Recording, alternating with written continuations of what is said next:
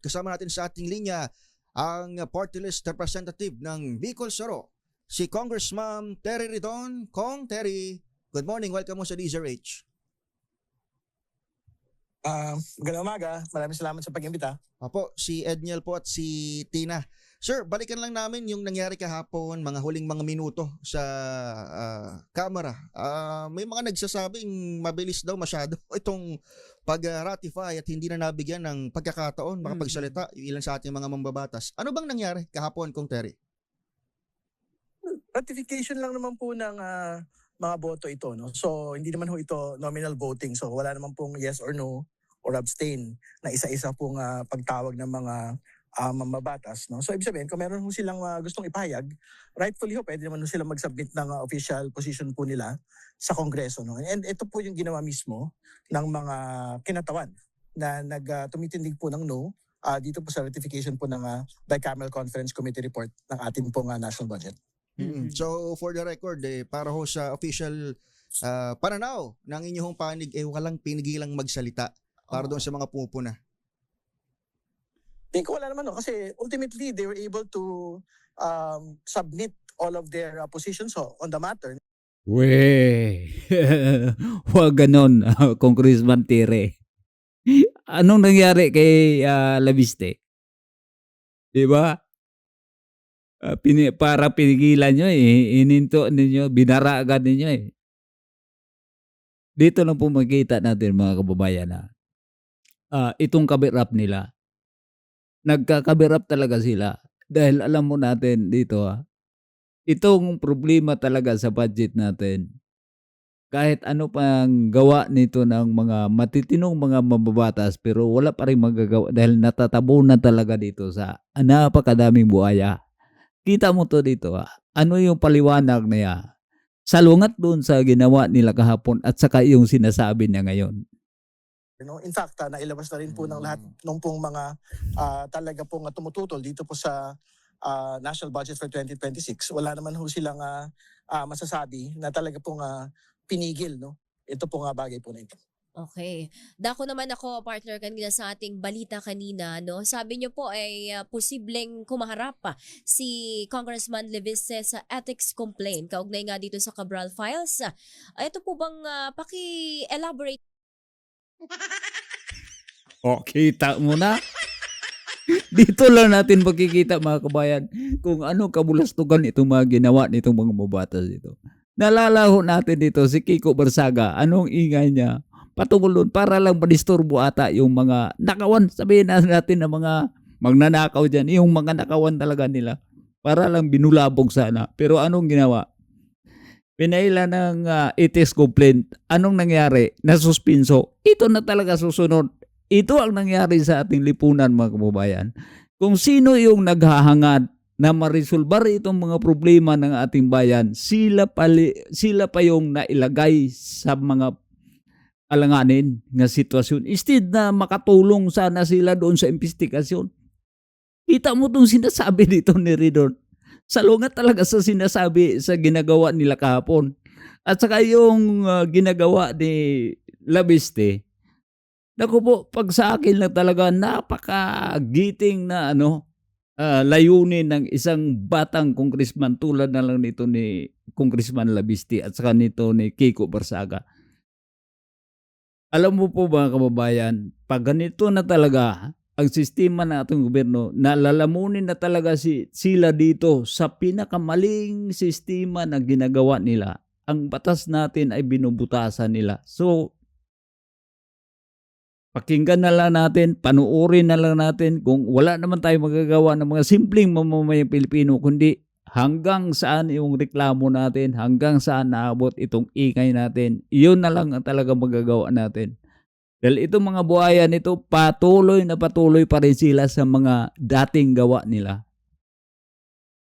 Kawan ni makakapagbigay po ng patotoo dito po sa bagay na ito. Tapos pangalawa, syempre, yung pong detalye kung paano po nakuha yung files. Ito po ba ay soft copy? Ito po ba ay mga... Sinasabi na nga ni Labiste na soft copy. Sino ba yung tao? Yung halimbawa, ilang files yon, ilang page na yon. Sino ba yung tao magdadala? Okay lang pag sana si Trillanes yung kumuha dyan dahil hard copy talaga yung bit-bit ni Trillanes. Kailangan ng kariton para ikarga yung mga files. Pero ito napakadali, soft copy. Sinasabi na nga ni Labiste na soft copy ang binigay sa kanya. Hard copies, no? Nito pong lahat ng mga dokumento pong ibinubulalas na po ni Congressman Leviste sa publiko. Yun yung unang bahagi. No? Importante na malaman ho natin kung tama ba, legal ba, illegal ba, yung pong pagkuha ni Congressman Leviste. Oy, Congressman, sino ba yung taong parehas sila na nagtrabaho ng gobyerno? Si Cabral, empleyado ng gobyerno. Paano maging may questionable na legal or illegal? Na nagpunta naman talaga doon sa opisina ni Cabral si Labiste.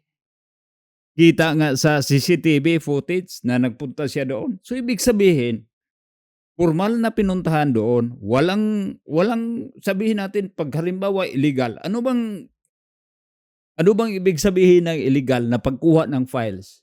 I-hack mo yung system nila para kukunin yung files? Ganun na lang ba balahura itong si Labiste sa tingin mo, Congressman na Terry Ridon? Ganun na lang ba balahura si Congressman Labiste na sabihin mo sa pilitan? Sabihin mong illegal yung pagkuha ng files doon? Kahit sino naman, kahit ako magpunta ko doon sa computer mo tapos manghingi ako ng files mo. Sabihin mo pag hindi ka manghingi, sabihin mong sa pilitan, itong computer mismo may nakalock yun, may mga password yun para ka maka-access. Di ba?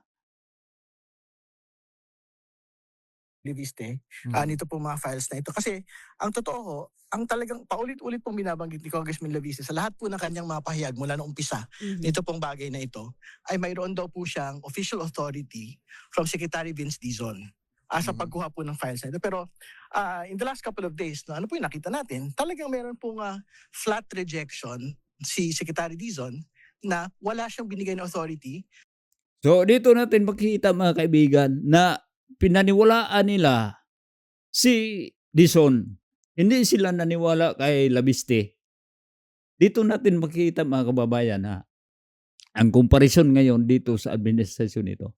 Kung halimbawa ang isang dokumento ay nagtukoy na, may natumbok ng tao, hindi nila paniniwalaan.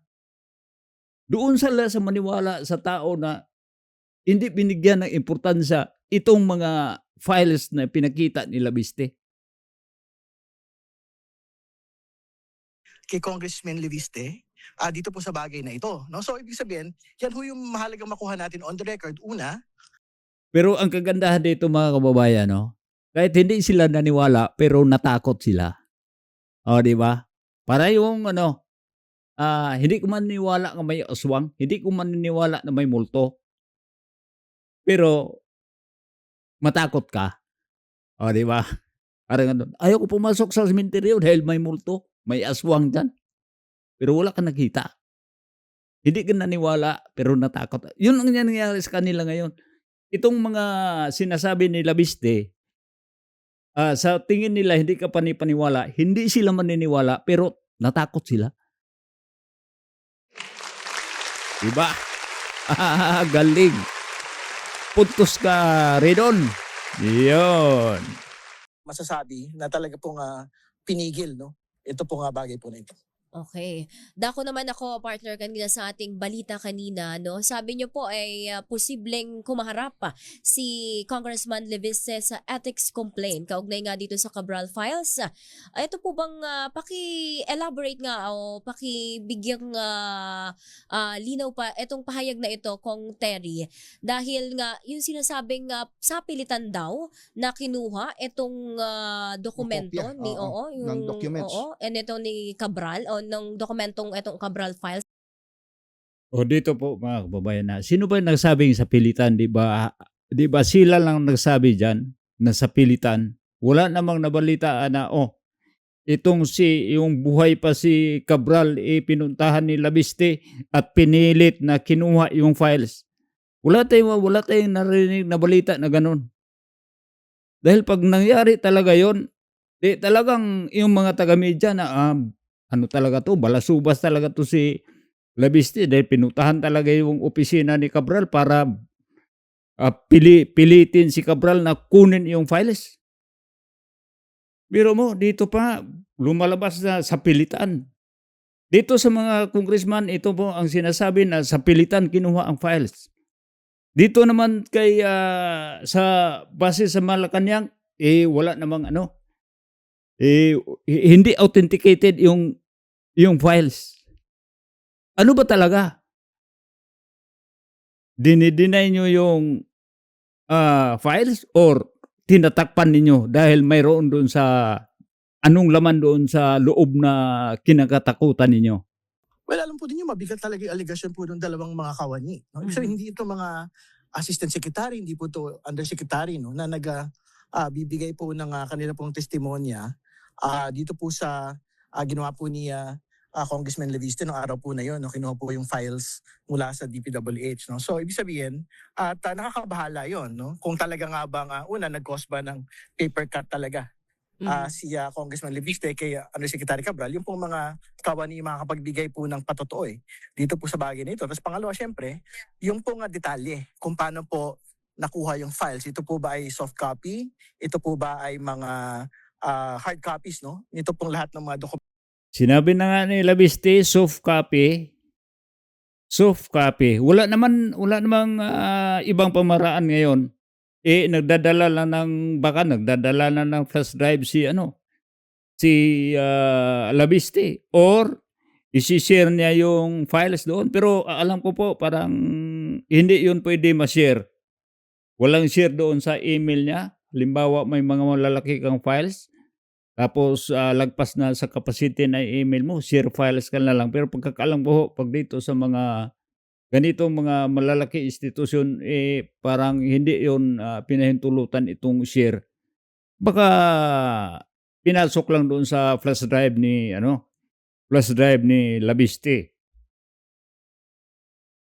Komento pong ibinubulalas na po niya Congressman Leviste sa publiko. Yun yung unang bahagi. No? Importante na malaman ho natin kung tama ba, legal ba, illegal ba, yung pong pagkuha ni Congressman Leviste nito pong mga files na ito. Kasi ang totoo ho, ang talagang paulit-ulit pong binabanggit ni Congressman Leviste sa lahat po ng kanyang mga pahayag mula noong umpisa nito pong bagay na ito, ay mayroon daw po siyang official authority from Secretary Vince Dizon sa pagkuha po ng files na ito. Pero in the last couple of days, no, ano po yung nakita natin, talagang meron pong flat rejection si Secretary Dizon na wala siyang binigay na authority kay Congressman Leviste dito po sa bagay na ito. No? So ibig sabihin, yan ho yung mahalagang makuha natin on the record. Una, meron ba talaga siyang official authority to receive the files, to obtain the files? And pangalawa, ano ho yung proseso kung paano ho niya actually nakuha po ito mga files na ito? Kasi syempre relevant po ito kung doon sa mga susunod pa ho doon sa mismong mga O dito natin makikita itong files na naglalaman itong mga anomalya. Instead na yun ang laman ang imbestigahan nila kung paano nakuha. Ang layo, no, di ba? Instead na batukoy mo na yung tao na may mga kinalaman talaga, may posibleng may kinalaman talaga dito sa napakalaking korupsyon, ililihis nila paatras. Dito lang tayo nakakita ng isang mga mambabatas, isang mga makakatulong sana sa ating gobyerno para mapuksa itong korupsyon. Pero instead na tulungan nila yung tao na nagbubunyag ng itong mga dokumento nito, wala namang ibang, halimbawa ito, pag itong kaso nito, halimbawa dito, na ang kwento nito ay nakakuha ka ng files na involve itong mga Duterte, naku po, maniwala. Paniwala talaga. Di ba? Alam mo na natin dito mga kababayan, itong mga may kredibilidad na mga tao na magsasabi ng mga kwento o magsasabi ng mga detalye na nag-uugnay doon sa korupsyon, ayaw nila paniwalaan. O di ba? Maghanap sila ng paraan na malihis talaga yung isyu. Instead na ang isyu doon sa bitbit na yung tao mismo ang bibigyan ng isyu para malihis ang atensyon. Ano ba ito? Ayaw nilang masugpo ang korupsyon para magpatuloy ang kanilang kababuyan, magpatuloy ang ilang pagiging magnanakaw, hanggang kailan na lang talaga nga magnanakaw talaga?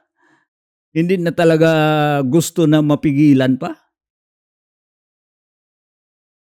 Dokumento na mismo. Mm. No, kumbaga ano ba yung hawak niyang dokumento, ano ba yung hawak ng DPWH na dokumento na naiwan doon po sa mga computer files. Pagka ho nagkaroon ng totoong pagsisiyasat na yung ombudsman, doon po sa mga ipinasa ng DPWH sa kanila. Sinabi na nga ni Labiste na binigay na rin, may kopya na rin ang ombudsman. Alam mo natin ang ombudsman ngayon ay hindi fair. Kaya nasilip na siguro, halimbawa itong ombudsman yon. Halimbawa yung mga dokumento na yon nauugnay sa mga Duterte, kay Sara. Naku po, mas mabilis pa sa jet plane yung kaso. Pero ito wala Hanap sila talaga paraan. Wala tong kredibilidad. Basta talaga matukoy itong nasa administrasyon talaga din. Andito naman yung bulgaran ng mga nakawan. Halimbawa natin sa nakaraang administrasyon, hindi naman talaga mawala ng nakawan. Pero ito talaga, harap-harapan talaga. Biro mo, dito pa lang sa bycam nila, harap-harapan na talaga. Saan ka pa? Nakakita. Na ganun talaga kakapal ang mga mukha na ipipili talaga ang parte ng mga mambabatas. Kahit ibang mga mambabatas dyan, hindi sang-ayon dyan, isasama sa mga listahan. Tulad na lang kay Ruben Padilla. Tulad na lang sa mama dito ni Labiste. Nakasama doon sa mga listahan ayon kay Labiste. Nung anak niya. Tinanong yung mama niya wala siyang alam. Pero mo kung sino ang pakana dyan na nagbibigay ng listahan, sino ang pakana dyan na itong taon ito, itong mambabatas ito, ilalagay mo yung pangalan dyan, parang ipaparking mo yung parkingan mo yung halaga. Hindi nila gustong matukoy kung sino yon. Dahil sana ipapatuloy sana tong ibimunyag na ni Labiste, sana matukoy na yung sino talaga ang ugat dito. Sino talaga ang pasimuno nito? Na bakit naglagay kayo ng mga pangalan?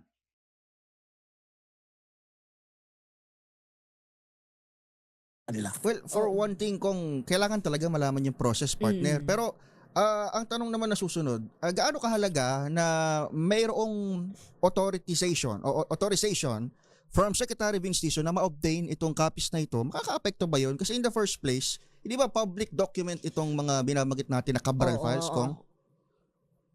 Well, kailangan din natin malaman mula sa DPWH ano ba yung estado ito pong mga files na ito, no? Kasi syempre, ang totoo naman, hindi lahat ng mga dokumento ng gobyerno. Alam Congressman Terry Redon, si Dison, wala tayo maasahan. Dahil sa umpisa pa lang, yung nakikita ko doon, yung sa budget doon sa DPWH, yung nagpunta siya doon, yung tinanong siya doon. Walang iba siyang sinasagot. Hindi sarili niya, kundi galing sa utos na presidente. Galing sa utos na presidente. Galing sa utos na presidente. Ano bang maasahan natin dyan? Kahit may alam siya na personal na ito mali, pero ang utos ng presidente, ito, halimbawa, huwag mo nang patulan dyan. Huwag mo na ibunyag dyan. Idisiplina mo lang yung Labiste na yun. Pailan nyo lang ethic complaints dyan para masuspenso dyan. Pag yun, alam nyo po, mga kababayan dito, instead na tutuparin nila kung saan, yung sinasabi nila, kung saan yung sinasabi ni Remulla, kung saan daw dadalhin sa ebidensya doon patungo yung kaso. Pero hindi nangyari, salungat talaga sa mga sinasabi nila. Dahil ito ay magtutukoy sana. Pero napakuan na ng numero 4 na pako si Labiste dito, hindi na makaangat dahil ito na pinakadawit dito, itong ahensya sa DPWH. Sinasabi na nga ni Vince, lahat na lang na lumalabas sa bibig niya ay utos ng presidente, ayaw ng presidente. So, klarong-klaro na ang kumpas ay galing talaga doon sa presidente. Ano bang masahan natin dito? Na manggaling talaga sa personal na bibig, personal na lalabas talaga sa puso at isipan ni Vince. Ang sinusunod lang niya ay utos ng presidente. Public documents, merong mga confidential files, merong mga state secret files, di ba? So kailangan natin meron din mga internal files Di ba? Confidential files. Gusto mo, hindi, sinasabi mo para hindi malaman. files. No? Ibig sabihin, hindi din totoong sabihin na lahat ng mga dokumento, public documents, no? Pero yun ang kailangan natin. Kita mo? Bakit yung confidential fund nais pang busisihin ng mga ibang kasama mo dyan sa Kongreso, sa Kamara? Yun na, galing na sa bibig mo. Kahit public documents, hindi basta-basta isa sa publiko. Dahil makompromiso. May confidential, di ba? O ngayon, lumalabas na sa bibig ninyo. Bakit nga atat na atat yung mga kasama mo dyan sa mga congressman patungkol dyan sa confidential fund? O di ba? Hinahanap nyo na yung si Mary Grace Piatos. Confidential na pangalan yun. Hinahanap nyo, di ba? O ngayon, itong ebidensya, itong files na galing kay Labiste, o ano tawag doon? Confidential ba yun yung mga linalanlan niya? Nagsabi ba yun na confidential? So lahat ba ng mga galaw ninyo dyan ng mga congressman confidential, yung mga insertion is a confidential? Opo. Malaman from the DPWH itself, ano ba yung kategorya ng ganitong mga dokumento, no? Yun muna yung kailangan linawin. Pero susunod pa yun Kasi very important ho talaga para sa mga abogado lalo sa mga nagsisiyasat, sa papaanong paraan nakuha itong mga dokumentong ito. Kasi ibig sabihin, kung meron naman palang, ako wala akong problema. Paano yun nakuha yun? Si Cabral patay na. Alangan naman ipahamak mo yung staff ni Cabral doon. Ipahamak nyo yung staff ni Cabral. Alam mo, yung buong opisina talaga ni Cabral, talaga sana yun ang madipinsahan, maprotektahan ng Estado. Pero pag ito ang mangyari na isasama nyo sa investigasyon kung paano nakuha, parang lalong ipapahamak ninyo yung DPWH. Palpak na nga ngayon ang DPWH, ipapahamak nyo pa. Si Vince Dizon wala nang sariling isip kundi sunod-sunuran na sa presidente. Halatang halata na. Tapos dagdagan nyo pa na anong mangyari? Hulog na talaga sa bangin, susunod na kay Cabral. Kung ano yung lalabas, so whether it's a DPWH published files or it's a Congressman Leviste published files. Ang importante lang naman dun sa totoo lang, mapag-tagpi-tagpi, no? Kung mag-aabot-abot ba ito pong mga datos po ito. At syempre, hindi na sana maghanap pa yun ng paraan ng tagpi-tagpi. Si Vince Dizon lang ang susi dito. Halimbawa, kung anong ipakita ni Vince na mga dokumento na galing sa kanila, i-compare doon sa dokumento na galing ng Labiste, pag i-compare mo, parehas, anong matatawag doon? Maliban lang kung may dinoktor na doon sa files sa DPWH ngayon. Pagkatapos maibigay kay Labiste itong files na galing kay dating Cabral. Pagkatapos doon, baka nabigay na natin, pakipalitan na ito, pakidelete na lang itong mga ibang files nyo dyan. Pag halimbawa, hindi na magkatukma, ang palalabasin nyo, inedit na ni inedit na ni Labiste ang kanyang files. Instead na ang sa DPWH na files, ang dinuktura na ang mangyari, si Labiste na ang nagdagdag. Si Labiste na ang kompromiso. So instead na matukoy na sana, sino pa ka na itong napakalaking korupsyon, nililito ninyo. Po ngayon yung gagawin ng gobyerno, particular ng ombudsman, dito sa mga dokumento pong hawak po natin ngayon. Oo, ang sabi nga lang sa panig naman ng ombudsman, no, wala pa daw silang kopya ng buong dokumento na sinasabi nga ni Congressman Kiniklaim, Libiste. nahawak niya. Oo, nahawak niya. Paano po ang magiging daloy na investigasyon? Sa tingin niyo po ba, Kung Ridon, ay kung sinasabi ng isang staff ng DPWH na sapilitan daw na kinuha sa kanila ng nito ni Congressman Libiste, sigurado naman may CCTV doon, no? Siguro pumunta ba doon mismo si...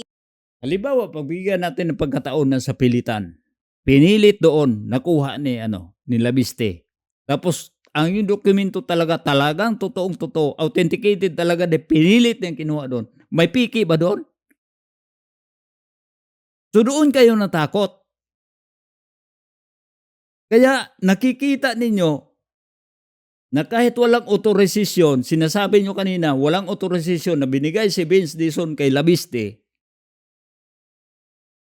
pero nailadad niya yung mga partial na mga dokumento, ng mga files. Ngayon, ang ipapalabas ninyo, dahil natatakot kayo, dahil wala na rin kayong ebidensya na ipapakita na itong kay Labiste hindi authenticated, hindi totoo, hindi certified na galing sa files ni Cabral. Ang gagawin nyo lang kung legal ba, sa pilitan bang kinuha, yun na lang ang hinahanap nyo yung butas kay Labiste. Dito makikita natin na itong files pala na nakuha ni Labiste, totoo. Bakit kayo takot?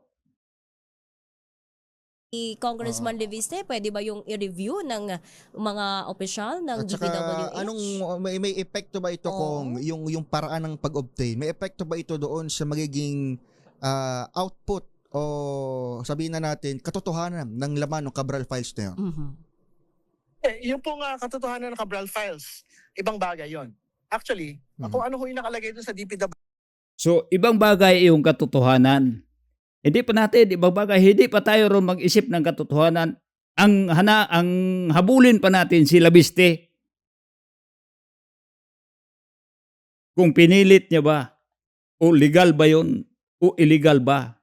So, hindi pa katotohanan to.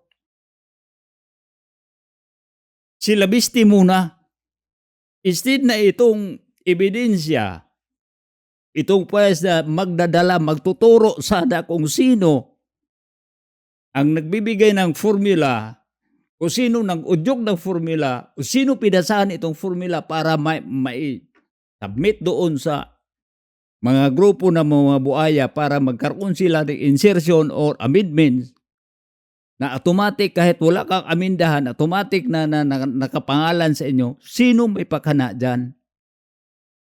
Yun sana ang matukoy, pero wala eh. Cover up.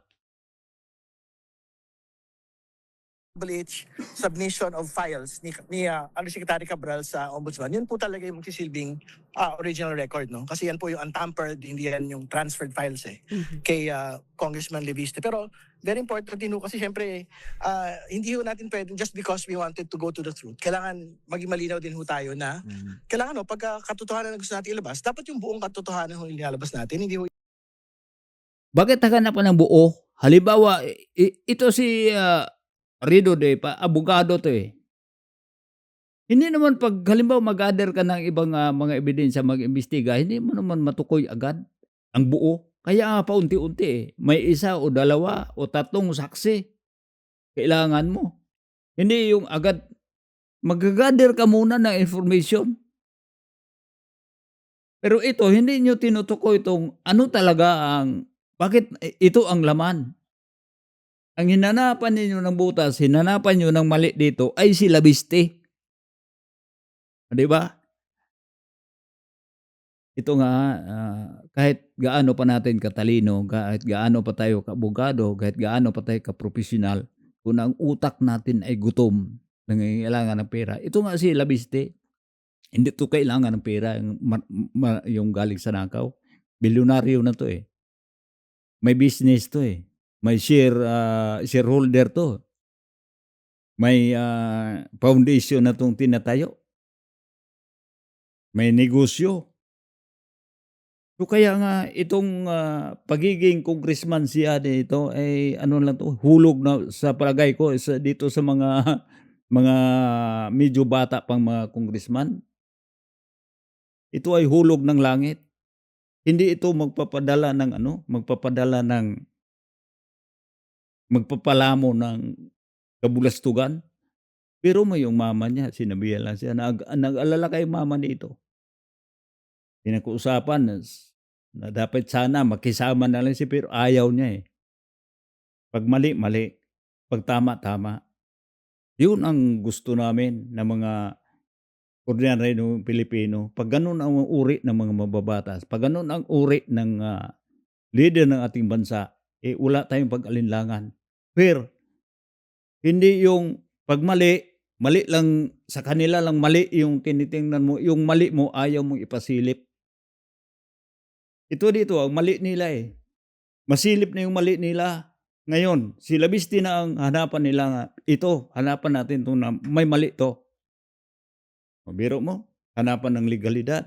Baka pinilit o baka illegal pagkakuha ng files. Ito natin makita mga kababayan. Ito ang hitsura ngayon ng ating gobyerno. Ito ang hitsura ng ating mga mambabatas. Separate body man to ng gobyerno natin, pero pag ganito ang hitsura, ano bang mapapala nating mga ordinaryong Pilipino na itong pera sana, dahil ito ay naglalaman, dahil pag itong tinatakbuhan nilang posisyon, pag wala talaga itong pera, hindi talaga to itong mga tao, mga mukhang pera, naku po. Pero mo, nabalitaan kanina kay Labiste na may punos daw sila bawat congressman. Ang kay Labiste, ang sa kanya hindi niya daw kinuha. Pero mo saan ka pa makikita? Tag 2 million. Tag 2M. So Happy New Year talaga. Ang tindi, no? At hanggang dito lang po. Salamat.